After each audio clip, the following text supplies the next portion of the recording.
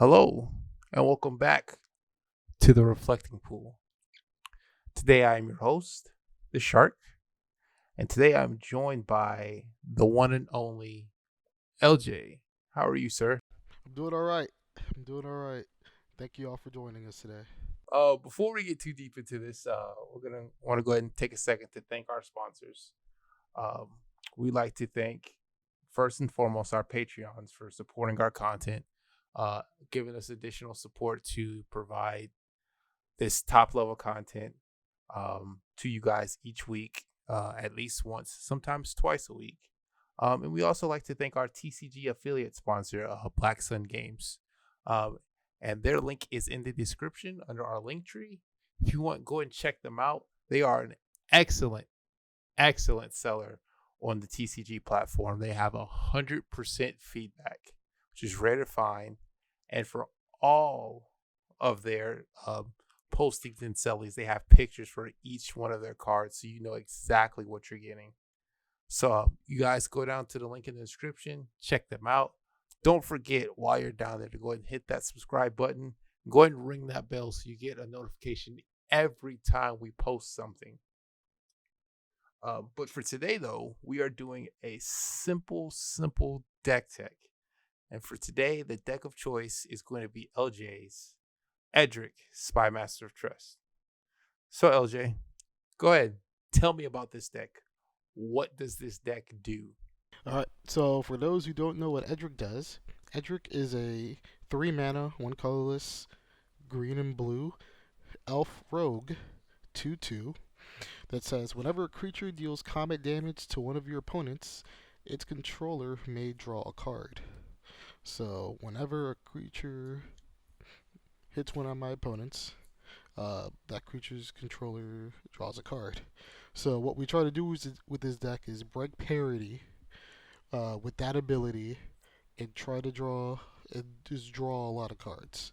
So the best way we've determined to do that is to basically play like a mid-range tempo style deck in which we're just drawing cards, holding up mana, interacting when we need to, and then the win is taking infinite turns.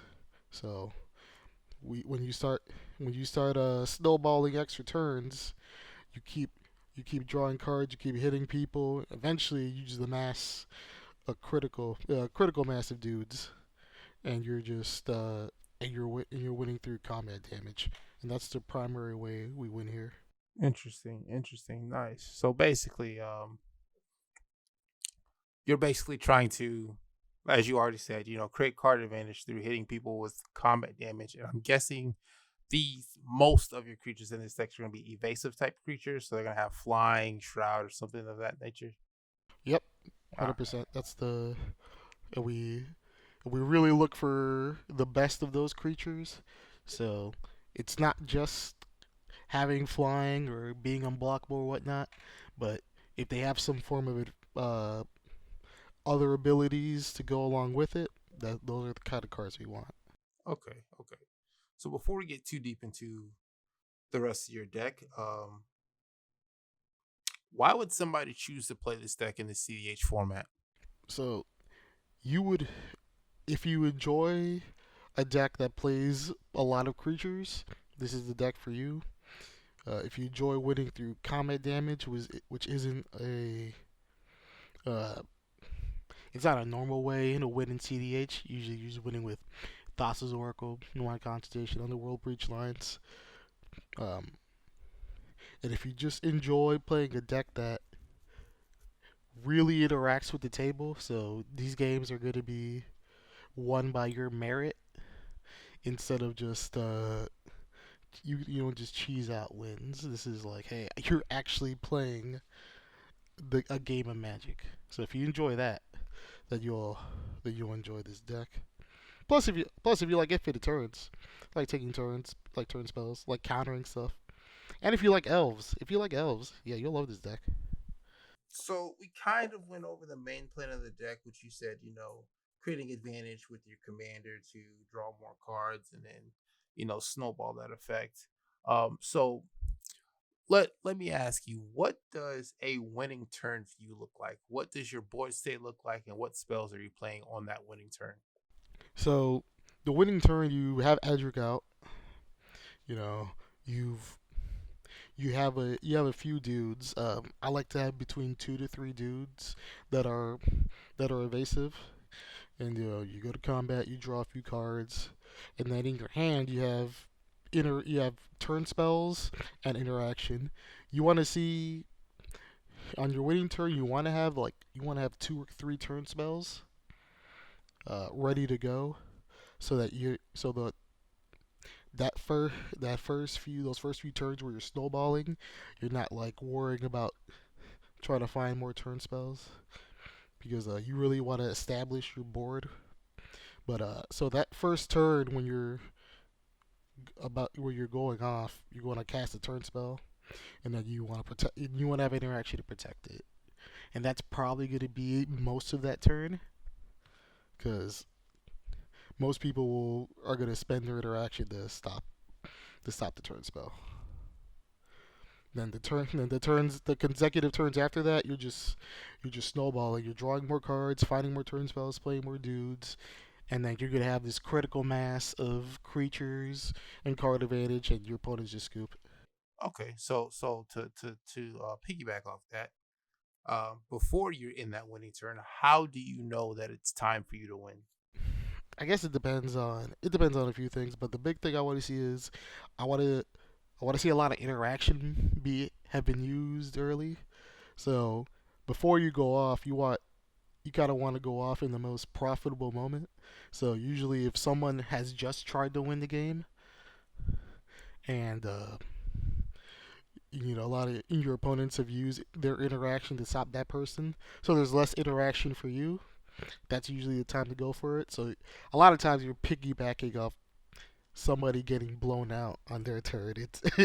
It's kind of how this deck plays. You're sandbagging a lot. So You're the cheeser of the table. You just sit and wait. I mean, so like that's what's happening. But you're not doing anything. You're not doing nothing. You are drawing cards, and you are interacting when you need to interact. If that makes sense. So you're not just throwing counter spells out there. You just kind of observing the table, seeing what actually matters. You know, if your opponents need you, that you just help out. But you Okay, okay, that's understandable. So in your deck, cause I have your deck list here. There's a lot of choice cards in this deck. Um, Out of these cards that you have listed here, and if you guys want to see his deck list, it'll be down in the description below. Um, which of these cards are meta choices, or which of these cards can be replaced? Like if I wanted to play your list, but for some reason I just couldn't get my hands on something like I don't know, a Phantasmal Image. Which which cards in this deck could you replace and the deck still perform as it's intended to? so so if we're talking about budget choices, then the budget choices are really easy. So definitely with the artifacts, like Mana Crypt is very expensive. Some of the lands, Gaia's Cradle is very expensive. You don't need any of those cards, honestly, like to play Edric, because really the good thing about Edric is the dudes are very cheap, so you can forego a lot of the expensive cards as long as you have Edric counter spells, turn spells, and dudes. You're pretty much in there. Um, in the link in the description below, we're also gonna have my $300 and my $500 budget lists, and the link to the cEDH deck list database Edric list, so you guys can have a understanding of what cards you can play. So some budget choice, some meta choices that I don't personally play, but other Edric decks play. So stuff like Phyrexian Revoker, uh, see a lot of play. Just in case Mhm. if you have like a commander that has an activated ability, something like Urza. If you see a lot of that in your meta, you just play Phyrex Evoker that Urza shot off, so you're good there. I've seen Torpor Orb being played to stop some Oracle console type stuff. And then if you don't want to play stuff like Gaia's Cradle because it's expensive, even some of these turn spells that are expensive, you could play a lot of more recursion. That's usually what happens. So stuff like Reap, Eternal Witness, you can play those. Merchant Scroll is not in this deck. It was in the deck for a little bit, for a long time. I cut it for Solve the Equation, but like Merchant Scroll can come in if you just need more tutoring. Then the lands are easy. You can play like I'm not on Cavern of Souls, and that's something a lot of Edric decks play because in some metas they do just counter Edric. I can tell you right now, I've had Edric countered at like under 20 times, and I've been playing this deck for 10 years. Some metas they do counter Edric, so there's stuff like Reflecting Pool. Reflecting Pool is a good card. I've seen Gemstone Caverns being played. Tarnished Citadel is another Wooburg lag that you can play. So there's a lot of choices. There's a lot of budget choices. But now I'm gonna ask you about these personal choices. I got some questions about some of these cards you're playing in here. Like first off, why the fuck are you playing a Brazen Borrower? Why am I playing Brazen Bar? Yeah, so, why would you not just play a Cyclonic Rift over this card? Like, what good does this thing do for you? Okay, so the reason to play Brazen Bar over Cyclonic Rift is one, Cyclonic Rift is usually not being overloaded. So if I'm only gonna ever play Cyclonic Rift to bounce a non-land permanent, Brazen Borrower's Petty Theft side does the exact same thing. So yeah, so you have two of this. So you basically have two of the same card. Also, Brazen Borrower doubles as a creature. So if I ever just need another dude, it's a fairy rogue that has flying and that can swing and draw me cards. So and having a rogue creature that could just sit in your adventure zone and could be casted at any time. Let's say I'm holding up mana and then no one does anything. Okay, cool. I'll just flash in a Razor Bar and now I got another attacker. So that's a personal pick over Cyclonic Rift because I was like, well, this card's also a dude, which means it's actually more useful in the deck. Because Cyclonic Rift, I'd use it one time and it goes away. This thing, I use it one time and it sticks around as a dude. So it's a... Imagine a Cyclonic Rift can also draw you a card. We'd all be playing Cyclonic Rift. Well, this is what Brazen Borrower does. Yeah, that's facts. My next question is, and I can kind of see it, but I'm not understanding it. This Allosaurus Shepherd. Of course, it makes your green spells uncounterable, but from what it seems like, your more important spells are blue. Mm-hmm. So I'm guessing this is a personal pick, but why would you play that? So Allosaurus Shepherd is part of kind of a shift in Edric philosophy. I'll keep it like that. A shift in Edric philosophy. So older Edric lists, and not even that much older, like pre-Allosaurus Shepherd, right? The big creature types you wanted to play. Obviously, you wanted to play elves because elves. You wanted to play rogues because rogues, and then you wanted to play fairies because fairies happen to fly. Most fairies happen to fly and have evasion, and also most Edric decks, they're still on it, but it's kind of losing favor now. Is a spell stutter sprite, so it made sense to have a lot of fairies in the deck, so you can enable a creature counter spell. A lot of lists are moving away from the fairy package. You know, they're going to keep the important fairies, but, you know, there's really no reason to keep some of the more generic fairies, Mhm. and they're moving towards a more elf centric list. Elf centric list. Allosaurus Shepherd helps with the elf centric helps that part by making them uncounterable. Uh, making the green spell making the green spells uncounterable is actually really good because there's a lot of weirdly important green spells that you don't want to be countered. Edric, yeah, but like no one really counters Edric. But we're talking about like Finale of Devastation. We really don't want that to be countered. Uh, it makes your Veils uncounterable, so there's a counter war. Having an uncountable Autumn's Veil or Veil of Summer just is a hose. Same with Collector Roof. That's a big meta defining card right now in this deck, and that's something you really want to uncounterable. Druid's Repository is kind of the same thing. Uh, but the with the elf centric portion of the deck, um, because they're just elves are one of the oldest creature types in Magic, so there's a lot of elf payoffs, which makes Allosaurus Shepherd a lot stronger. So if you look at Allosaurus Shepherd as just an individual card, it looks weird. But if you look at the elf package as a whole, it starts to make sense. Because now imagine if Allosaurus Shepherd has Forest Walk. Now he's a lot better. Now imagine if Allosaurus Shepherd also draws you a card, he's a lot better.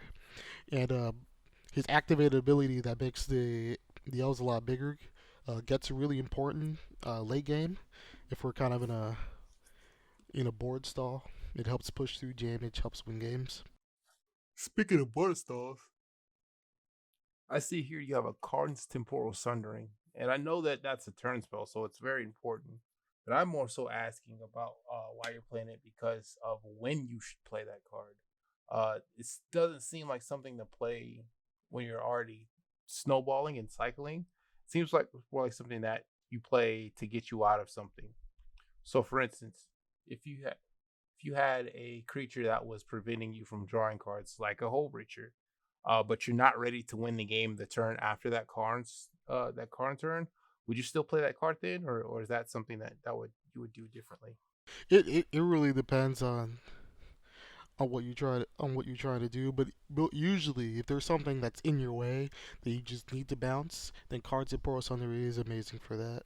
Um, I don't necessarily tutor for it. It kind of usually just happens to be in my hand. It's like, okay, I'll just bounce this thing.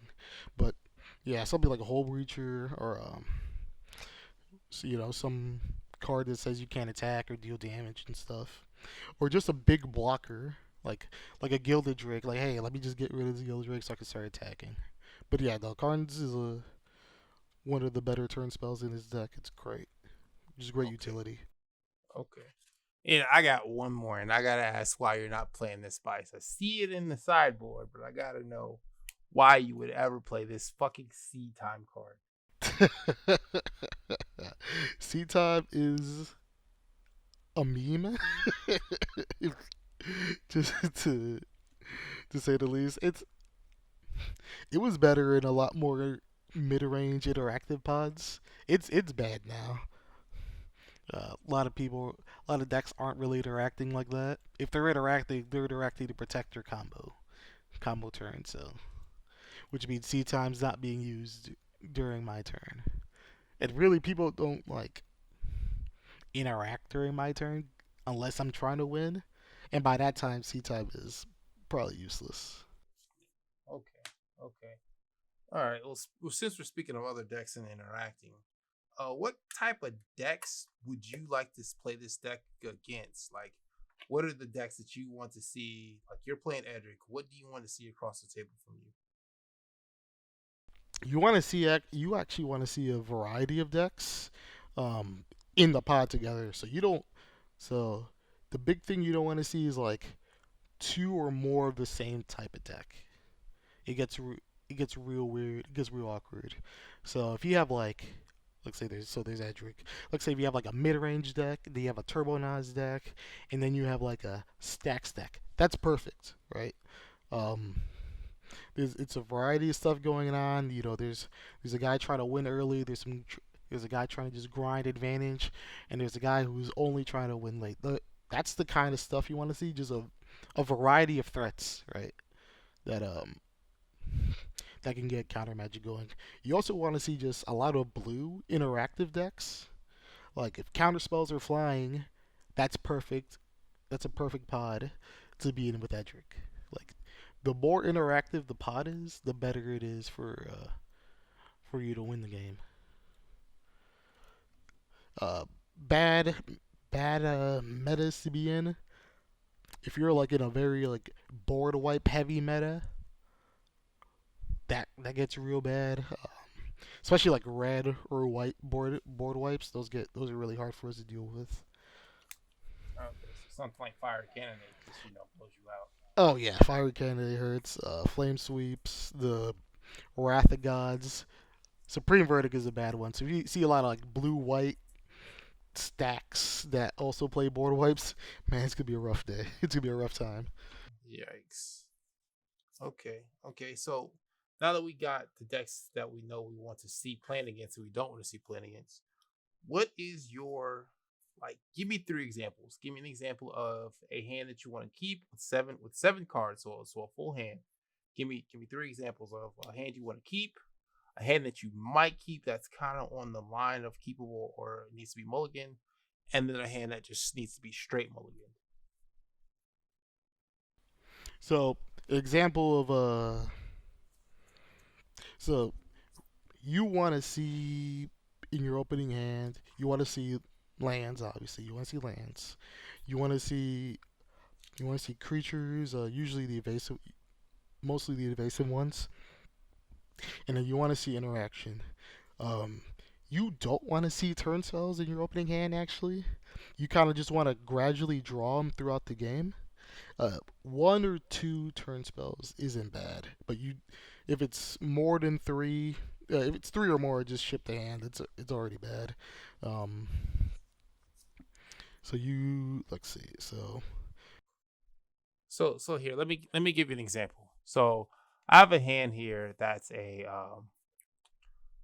guy's cradle, mental misstep, time warp, collector roof, green sun zenith, an island, and a temporal mastery. So you're telling me that you would keep this hand or you would not keep this hand?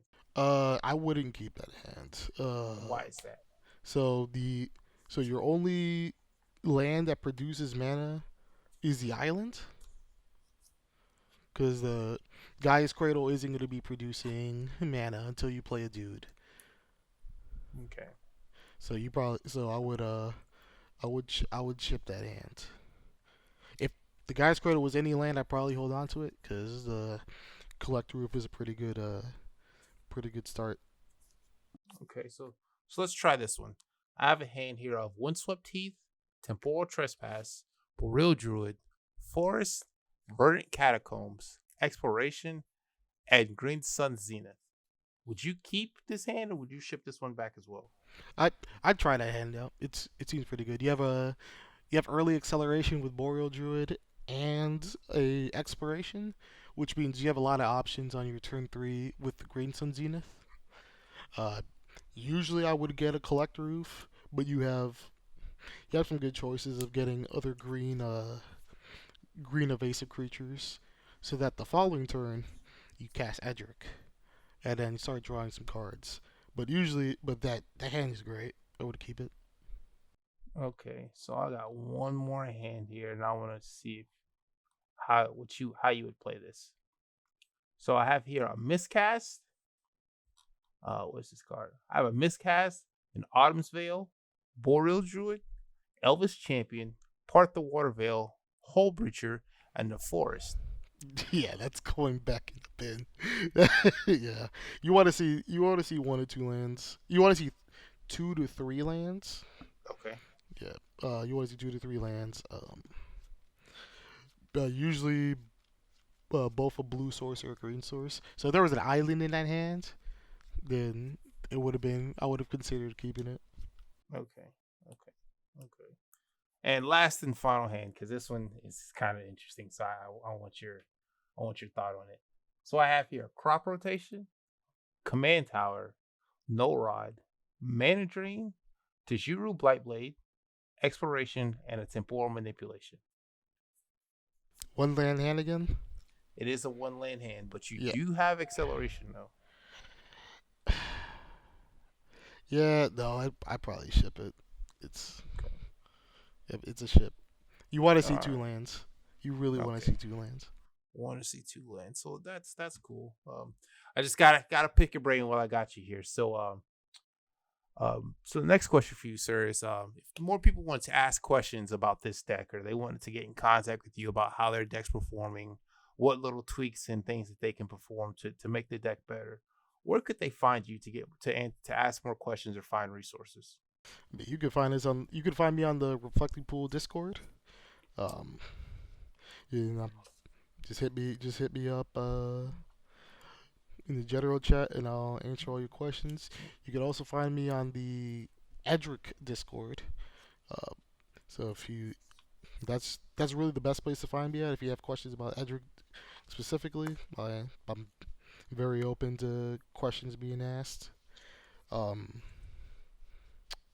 where else can you find me? Guess you can find me on Twitter. My Twitter handle is LJ Vanguard of Trest, and I'll answer all your questions there. Okay. Well, I appreciate you, sir, so much for joining us. Thank you for giving us a rundown of Edric, Spymaster of Trest, your deck, and how everything goes. Once again, guys, we want to thank you for joining us in the Reflecting Pool. Don't forget to check the links in the description. While you're down there, go ahead and hit the subscribe button. You're already looking at it, so you might as well just go ahead and click it an extra two. Come on, just do it one time. And also hit that bell for any updates when we post any videos. Once again, thank our patrons for supporting us. We like to thank Black Sun Games, who have an amazing 100% feedback rating on TCG Player, which you rarely find today. And all of their posts have pictures associated with it, so go ahead and check that out. All the links will be in the description for LJ's decks, budget decks, where to find them on the Reflecting Pool, where to find them on the Edric Discord, and everything else about this Edric deck. So you should go ahead and check that out. But as for today, I am the Shark. This has been the Edric Deck Tech, and we'll see you guys next time when we take a dip in the Reflecting Pool.